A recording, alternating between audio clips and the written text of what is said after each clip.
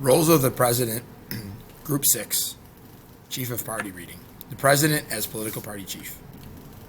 Another one of the President's roles is to serve as the unofficial leader of the political party that controls the White House.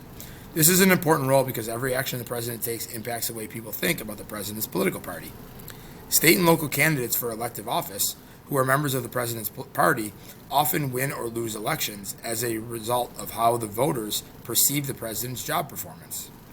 In fact, candidates for lower-level offices often go out of their way to avoid being seen with or endorsed by unpopular presidents. The President's role as party chief includes supporting other political party members who are running in congressional or gubernatorial elections. It also includes appointing leaders who will help the President's political party achieve its goals. Presidents primarily appoint cabinet members from their own party. The President may offer a cabinet appointment to people as a reward for their work they have done for the party. Cabinet members then will help shape public policy in ways that align with the political party's goals. One of the President's most difficult challenges is balancing the interests of the people with the goals that the party wants to achieve.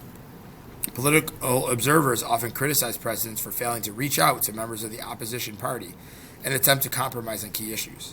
In 2009, for example, many observers criticized President Obama when not a single Republican member of Congress supported his legislative plan for ending the Great Recession. When presidents do work with members of the opposition, they risk criticism from members of their own party. For example, during the 1990s, many Democrats openly opposed President Clinton's proposals for reforming the nation's welfare system.